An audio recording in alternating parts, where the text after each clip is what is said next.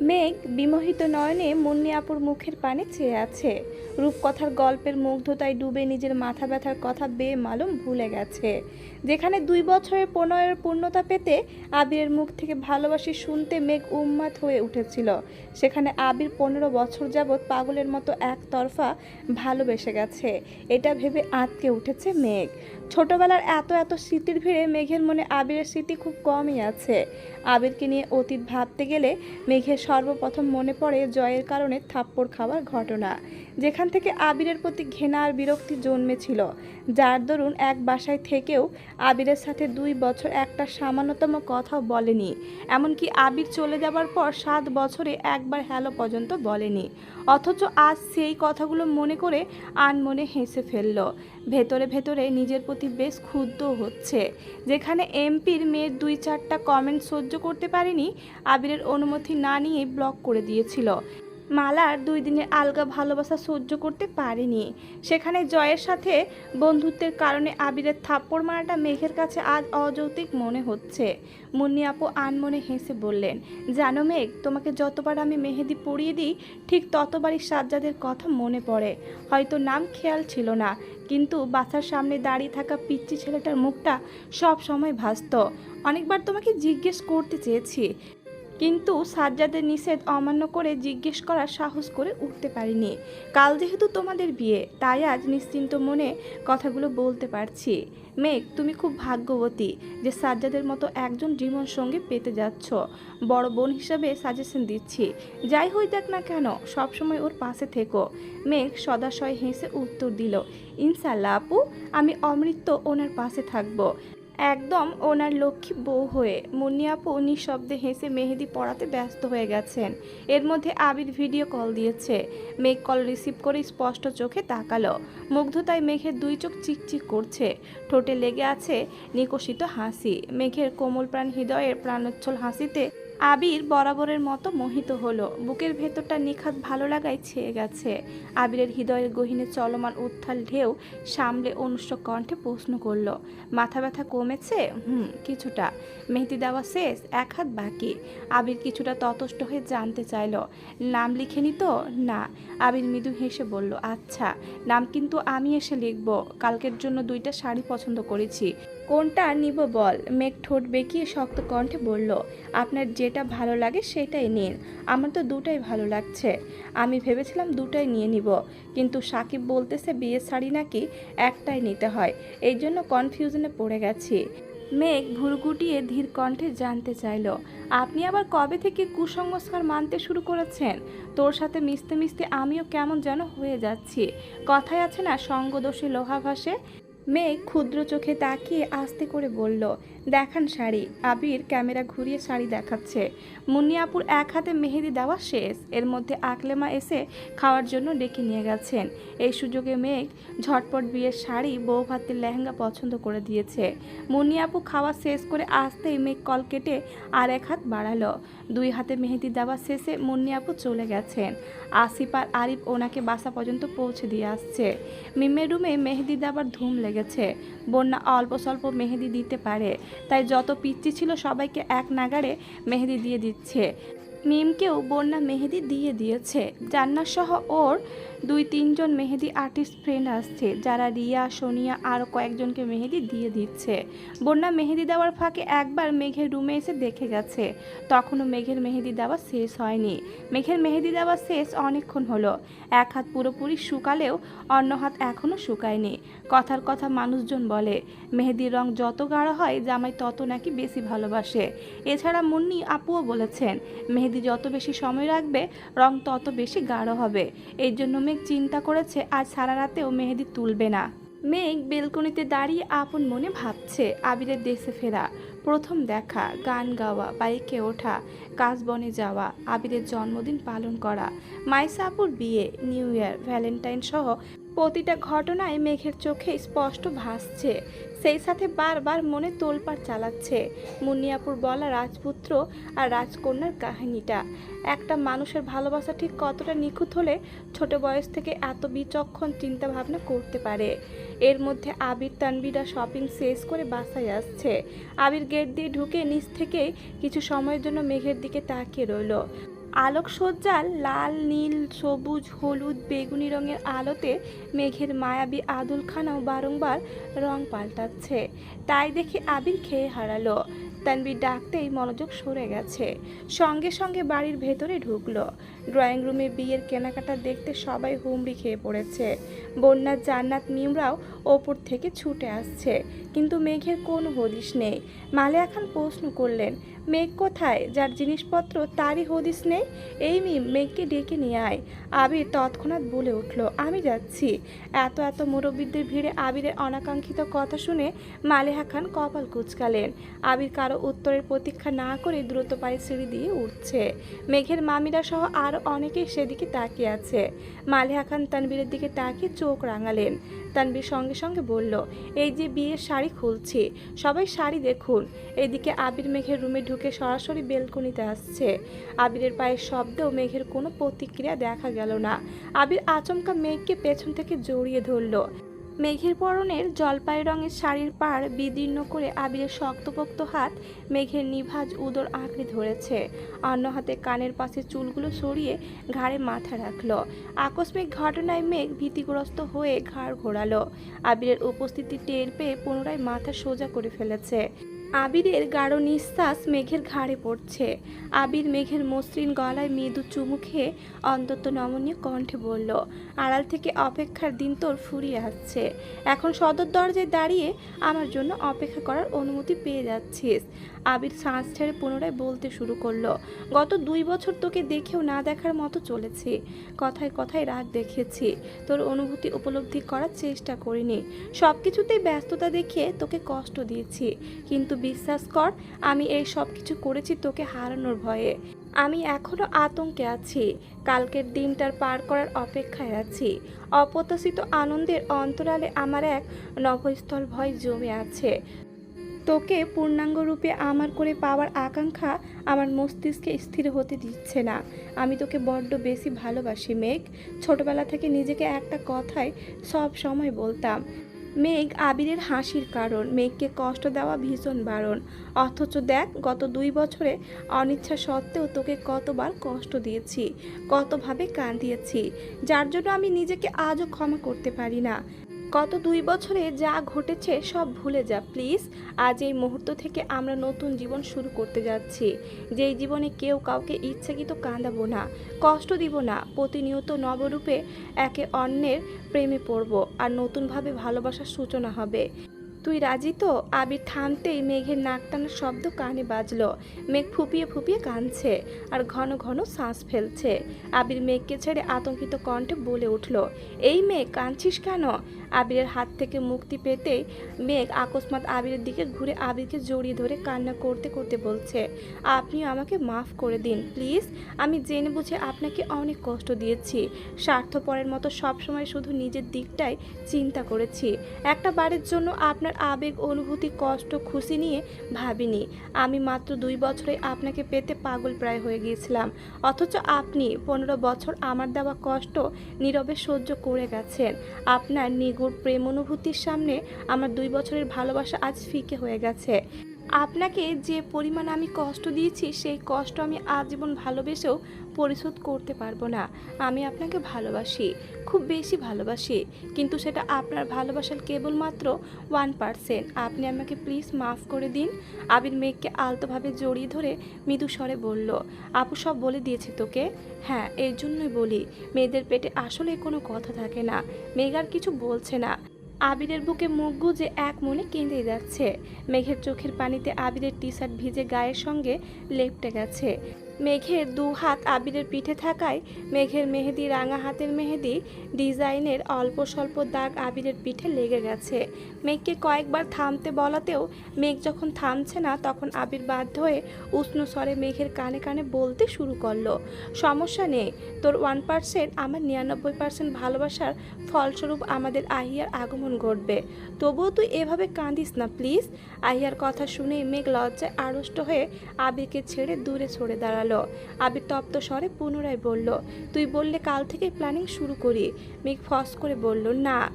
আবির সহস্য বলে উঠল, আজকের পর তুই কান্না করলে তোর কোলে আর একটা কাঁদুনে বাবু ধরিয়ে দিব।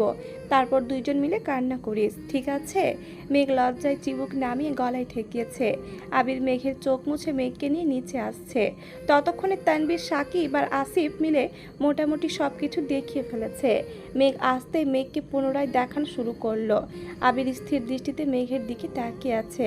আচমকা রিয়া এসে বিড়বিড় করে ডাকলো, ভাইয়া। আবির নড়ে চড়ে উঠে উত্তর দিল, জি।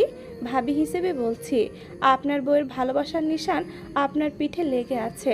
অন্য কেউ দেখার আগে টি শার্টটা পাল্টিয়ে আসুন।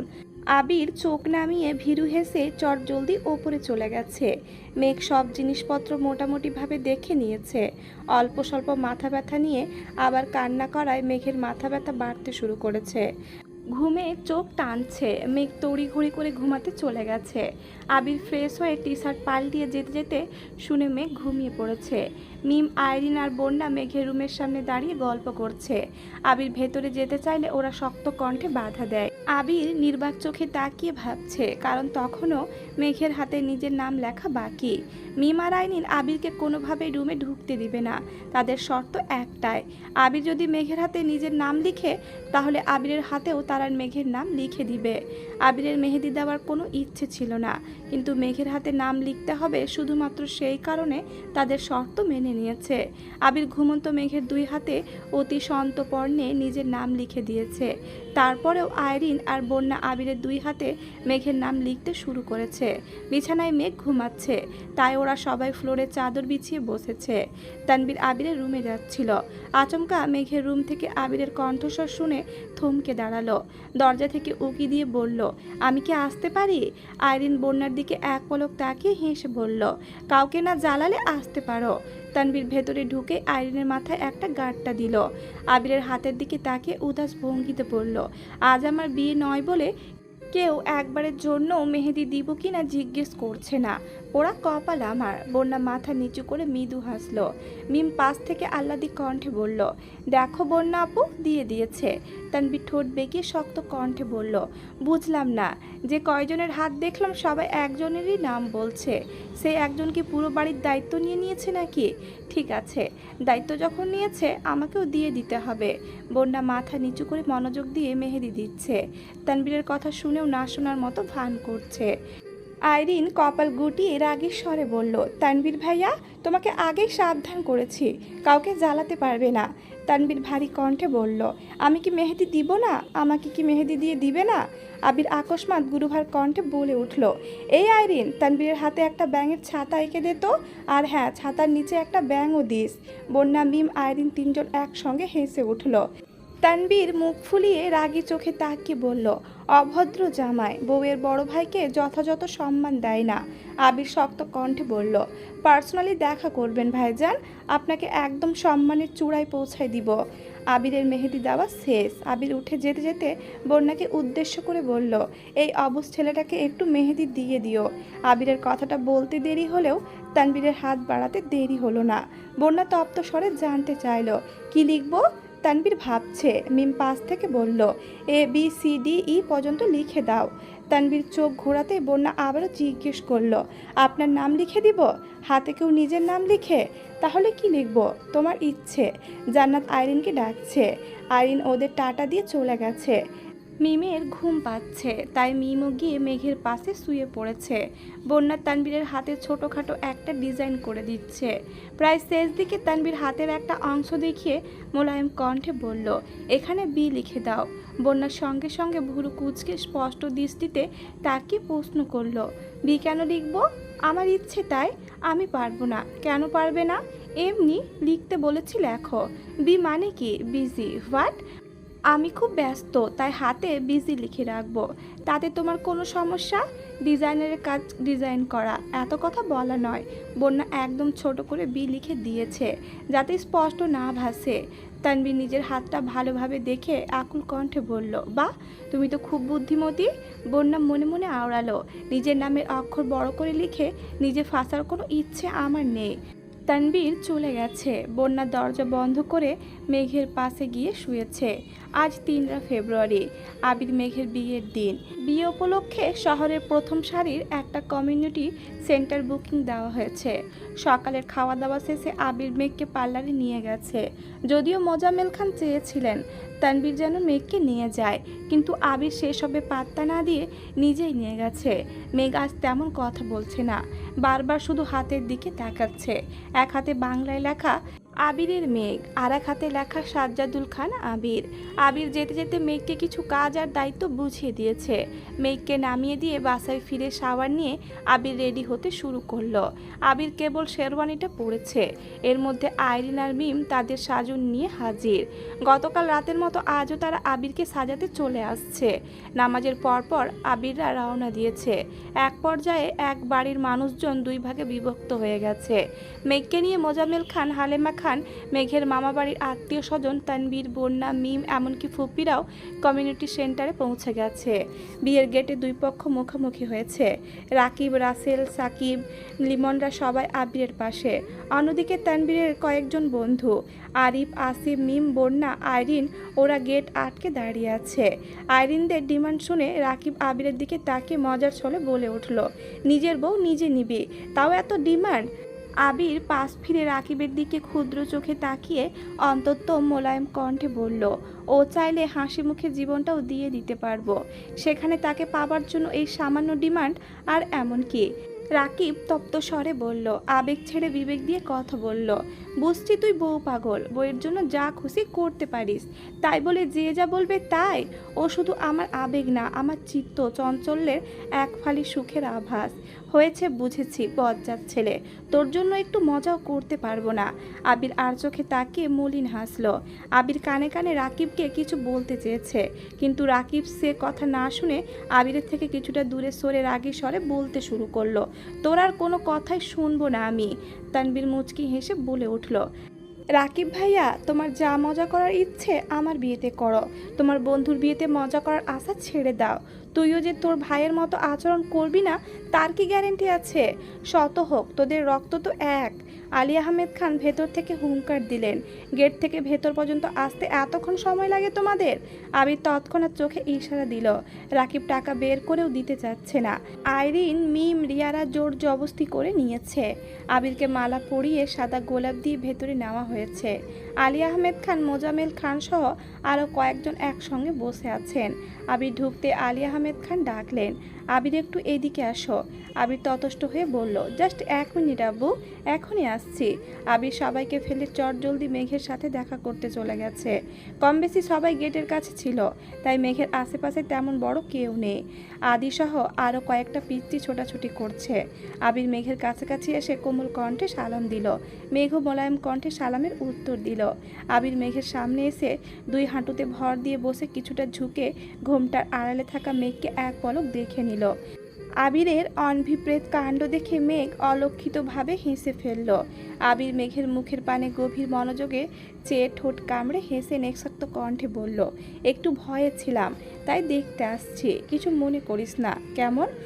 মেঘ তপ্ত দৃষ্টিতে তাকিয়ে ঠান্ডা কণ্ঠে বলল, আপনাকে রেখে পালাবো না, আপনি নিশ্চিন্তে থাকতে পারেন। আবির চটজলদি মেঘের হাতে আলতোভাবে চুমু খেয়ে ততষ্ট কণ্ঠে বলল, আব্বু ডাকছে, এখন যাই। আবির সামনে যেতে আলী আহমেদ খান জিজ্ঞেস করলেন, কোথায় গিয়েছিলে?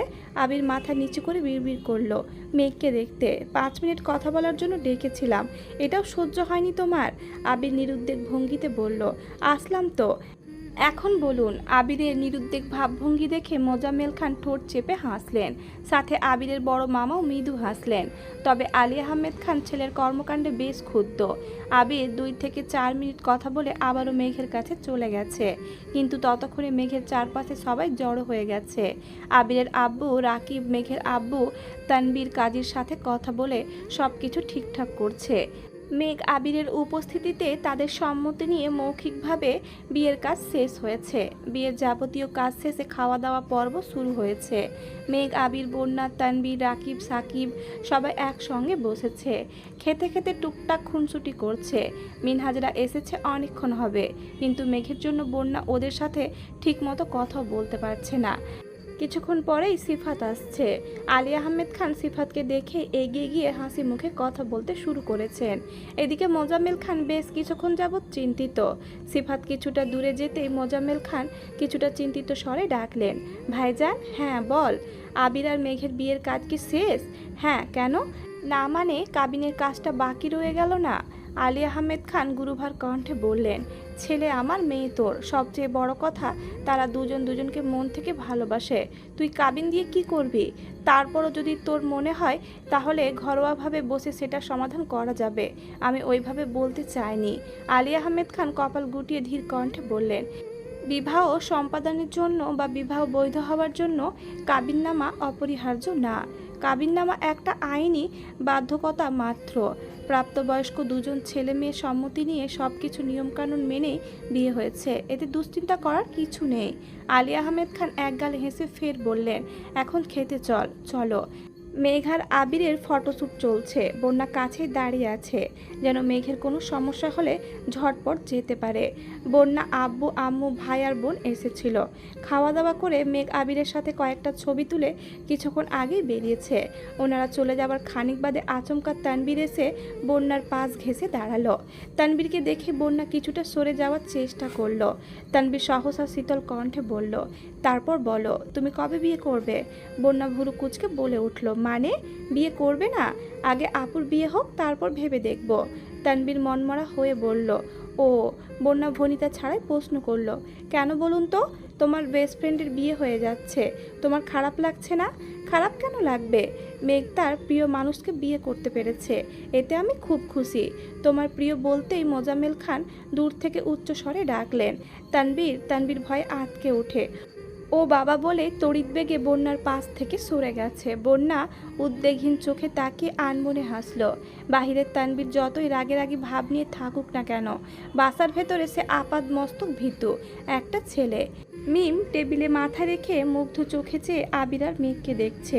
মেঘের চোখে মুখে লজ্জা ভাব থাকলেও আবিরের চোখে লজ্জার ছিটে ফোঁটাও নেই। নতুন জামাইয়ের যেসব গুণাবলী থাকা প্রয়োজন তার একটাও আবিরের মধ্যে নেই। এই একবার মেঘের সাথে দুষ্টুমি করছে, আবার তানবীর রাকিবের সঙ্গে দুষ্টুমি করছে। ছবি সুন্দর না হলে ফটোগ্রাফের মাথায় গাঁটটা দিয়ে স্টাইল শিখিয়ে দিচ্ছে। মিম সেগুলোই মনোযোগ দিয়ে দেখছে। আরিফ একটা আইসক্রিম মিমের সামনে রেখে মৃদু স্বরে বলল, খেয়ে নাও। মিম মাথা তুলে তাকে প্রশ্ন করলো, আমি কেন খাবো? গরমের মধ্যে আইসক্রিমটা খেলে তোমার ভালো লাগবে, তাই নিয়ে আসছি। মিম গম্ভীর মুখ করে বলে উঠল, আমার ভালো কবে থেকে চিন্তা করা শুরু করেছো তুমি? যেভাবে এদিক সেদিক হোঁচট খাচ্ছ, চিন্তা না করে উপায় আছে? মিম মুচকি হেসে আস্তে করে বলল, তুমি ধাক্কা না মারলেই হতো। শেষ বিকালের দিকে হালেমা খানরা বাসায় চলে আসছেন। মেঘ আর আবিরকে বরণ করার প্রস্তুতি নিচ্ছেন। কাজের ফাঁকে মালেহা খান আকস্মাৎ প্রশ্ন করে বসলেন, তোর মেয়ের বিয়েতে তুই খুশি তো বোন? হালেমা খান মুচকি হেসে বললেন, একটা কথা বলবো আফা? বলো। আবিরের সাথে মেঘের বিয়ের ব্যাপারে আমি আরও অনেক দিন আগেই ভেবেছিলাম। সত্যি? আমাকে বলিসনি কেন? কিভাবে বলতাম বলো? এই বাড়ির পুরুষদের কিছু বলতে গেলে ভয় লাগে, অন্ততপক্ষে বিয়ের বিষয়ে। প্রথম মেঘের আব্বুকে বলতে চেয়েছি, কিন্তু ওনার ছেলে দেখার তোড়জোড় দেখে আর বলতে পারিনি। তারপর একদিন আকলিমাকে কথার কথা এমনিতেই বললাম, সে তো ভয়ে শেষ। আমাকে সঙ্গে সঙ্গে বারণ করেছে যেন তোমাকে কিছু না বলি। আমি সব ভুলে একদিন তোমাকে বলে ফেলতে চেয়েছিলাম, তৎক্ষণাৎ তোমার অতীতের ঘটনা মনে পড়ে গেছিল। আমার উল্টাপাল্টা চিন্তার জন্য বাসায় যেন নতুন কোনো অশান্তি সৃষ্টি না হয়, এর জন্য আর কিছু বলিনি। আবিরের আম্মু শীতল কণ্ঠে জানালেন, যা হয়েছে ভালো হয়েছে, ছেলে মেয়ে পছন্দ করেছে, তারা ভাইয়ে ভাইয়ে সিদ্ধান্ত নিয়েছে, এতে আমাদের কোনো হাত নেই। মেঘের আম্মু মুখ ফুলিয়ে শ্বাস ছেড়ে মৃদু স্বরে বললেন, আমার মেয়েটার জন্য একটু ভয় হচ্ছে আফা। কেন? আমি জানি আবির মেঘকে অনেক পছন্দ করে, সারা জীবন আগলে রাখবে, কিন্তু সব কিছুর পরেও আবিরের শরীরে ভাইজানের রক্তই বইছে। তাছাড়া ওর রাগটাও বেশি। রাগের মাথায় মেঘের সাথে যদি খারাপ আচরণ করে। মালেহা খান মলিন হেসে বললেন, এখনো এত ভয় পাচ্ছিস কেন? ওরা তো আমাদের চোখের সামনেই থাকবে, যা হবে দেখা যাবে। সন্ধ্যার আগে আগে আবির মেঘ বাসায় আসছে। ওদের বরণ করে দুধ মিষ্টি খাইয়ে বাকি নিয়মকানুন শেষ করে মেঘকে নিয়ে মালেহা খান ভেতরে চলে যাচ্ছেন। এদিকে আবির ড্রয়িং রুমে দাঁড়িয়ে নির্বাক চোখে তাকিয়ে আছে। সবার পূর্ণ মনোযোগ মেঘের দিকে দেখে আবির ভুরু কুঁচকে প্রশ্ন করল, আমি এখন কি করব? মালেহা খান তপ্ত স্বরে বললেন, তোর যা ইচ্ছে কর গিয়ে। আবির দাঁতে দাঁত চেপে বিড়বিড় করলো, বউটাকে দিয়ে গেলে অন্তত দেখতে তো পারতাম। বন্যারা পরের গাড়ি দিয়ে আসছে, তাই একটু দেরি হয়েছে। মিম, আইরিন আর বন্যা গেটের কাছে আসতেই তানবীর গুরুভার কণ্ঠে ডাকলো, বন্যা। বন্যা সহ আইরিন আর মিম স্পষ্ট চোখে তাকিয়েছে। তানবীর তৎক্ষণাৎ বলে উঠল, আমি বন্যাকে ডেকেছি, তোদের নাম বন্যা? না। তাহলে এভাবে তাকিয়ে আছিস কেন? বন্যা মৃদু স্বরে বলল, কিছু বলবেন? সঙ্গে সঙ্গে মিম, আইরিন একসঙ্গে বলে উঠল, কিছু বলবা? তানবীর মুখ ফুলিয়ে রাগী স্বরে বলল, না। মিম আর আইরিন বন্যাকে নিয়ে চলে যাচ্ছে। তানবীর কয়েক মুহূর্ত তাকিয়ে থেকে আবিরের কাছে গেল। তানবীর কপাল কুঁচকে এক দৃষ্টিতে বন্যার দিকে তাকিয়ে থেকে বলল, ভাইয়া, তোমার বিয়েটা তো শেষ হলোই, এবার আমারটা নিয়ে একটু ভাবো। আবির চোখ ঘুরিয়ে তানবীরের দিকে তাকিয়ে রাজভারী কণ্ঠে বলল, আগামী 2 বছর এই বাড়িতে আর কোনো বিয়ে হবে না, আমি চাকরি নিলেও না। না কেন? আমার বউ অন্ততপক্ষে 2 বছর এই বাড়ির একমাত্র বউ হয়ে রাজত্ব করবে। তোর বোনের বউ ফিল শেষ হলেই তার ভাবিকে নিয়ে আসবো, ততদিনে তুই নিজেকে গোছা। তাই বলে 2 বছর? দেখ তানবীর, তুই আমার থেকে বয়সে 2 বছরের ছোট, তাই বিয়েটাই 2 বছর পরই করা উচিত। তাছাড়া আমি তোর বোনের মানসিক শান্তিতে ব্যাঘাত দিব না। তোকে 6 মাসের মধ্যে বিয়ে করালাম, সব কিছু ঠিকঠাক চললো, কোনো একদিন হয়তো আজ থেকে 10 বছর পর মেঘ আমার কাছে এসে এই অভিযোগটা করলো, তখন আমি কি করব? ওকে কি এই দিনগুলো ফিরিয়ে দিতে পারবো? তানবীর মনমরা হয়ে বলল, থাক, আমি আর কিছু বলবো না। তানবীর মন খারাপ করে চলে যাচ্ছে। আবির মৃদু হেসে ফের ডাকলো, কিন্তু তানবীর আর তাকালো না। অবশ্য তাকালেও বিশেষ কোনো লাভ হবে না, কারণ আবির যা ভেবে রেখেছে তাই হবে। তানবীর জোরপূর্বক কোনো কিছু পরিবর্তন করতে পারবে না, আর করতে চায়ও না। আগামীকাল আবিরদের বাসায় অনুষ্ঠান হবে, একেবারে কাছের মানুষজন ছাড়া অতিরিক্ত কোনো মানুষ থাকবে না। আবিরের আব্বু চেয়েছিলেন একদিনে অনুষ্ঠান শেষ করতে, কিন্তু মোজাম্মেল খানের এতে দ্বিমত ছিল। উনি মেয়ের বিয়ের জন্য এত বছর যাবৎ স্বপ্ন দেখেছেন, তাই আলী আহমেদ খান ওনার স্বপ্নকে বাস্তবায়ন করার সুযোগ দিয়েছেন। আবির আর রাকিব সন্ধ্যার পরপরই বেরিয়েছে, ফিরেছে প্রায় 11টা নাগাদ। ততক্ষণে বাড়ি মোটামুটি শান্ত হয়ে গেছে। আবির নিজের রুমে যেতে যেতে মেঘের রুমটা দেখে গেছে। রুমের দরজা ভেতর থেকে বন্ধ। সন্ধ্যার পর থেকে মেঘের সাথে আবিরের আর কোনো কথা হয়নি। আবির 2-3 বার ডাকতেও গিয়েছে, কিন্তু আজ কেন জানি সাহস পাচ্ছে না। তাই রুমে এসে মেঘের নাম্বারে কল দিল। সারাদিনের ক্লান্তিতে মেঘ গভীর ঘুমে তলিয়ে আছে। আবিরের কল বেজে যাচ্ছে। মেঘের পাশ থেকে মাহমুদা খান ঘুম ঘুম কণ্ঠে মেঘকে ডেকে বললেন, মেঘ, ফোনটা সাইলেন্ট কর। মেঘ ঘুমের মধ্যেই নড়ে উঠল, কিন্তু ফোন ধরল না। গতকাল রাতে আবিরের রুমে আসার ঘটনা ছড়াতে ছড়াতে বড়দের কান পর্যন্ত চলে গিয়েছে। তাই মাহমুদা খান ইচ্ছে করে আজ মেঘের রুমে শুয়েছেন। মেঘের এক পাশে মাহমুদা খান, অন্য পাশে বন্যা শুয়েছে। দুবার কল কেটে পুনরায় কল বাজতে শুরু করেছে। বন্যা মেঘের পাশ থেকে ফোনটা একটু তুলতেই আবিরের ছবি ভেসে উঠেছে। বন্যা আস্তে করে বলল, ওই মেঘ, ভাইয়া কল দিচ্ছে। ভাইয়া নামটা শুনতে মেঘের গভীর ঘুম কেটে গেছে। ঘুম ঘুম চোখে পিটপিট করে কল রিসিভ করে কানে ধরল। ফোনের ওপাশ থেকে আবিরের মোলায়েম কণ্ঠস্বর শোনা গেল, আমার বউটা এখন কি করছে? মেঘ ঘুম ঘুম কণ্ঠে বলল, ঘুমাচ্ছে। আবির মুচকি হেসে বলল, কিন্তু আমার যে তার সাথে কথা বলতে ইচ্ছে করছে, সকালে বলবো। না, এখনই বলতে হবে। মাহমুদা খান আস্তে করে বললেন, মেঘ, ফোনটা রেখে ঘুমা। মেঘ ফিস ফিস করে রেখে দেওয়ার কথা বলছে, কিন্তু আবির নাছোড়বান্দা, কথা তার বলতেই হবে। আবির তপ্ত স্বরে বলল, চল ছাদে যাই। কেন? আমার চাঁদটাকে দেখতে খুব ইচ্ছে করছে। এখন ছাদে যেতে পারবো না। ছাদের কথা শুনে মাহমুদা খান রাগী স্বরে বলে উঠলেন, এই আবির, ফোনটা রাখবি তুই? আর একটা রাত সহ্য করতে পারছিস না?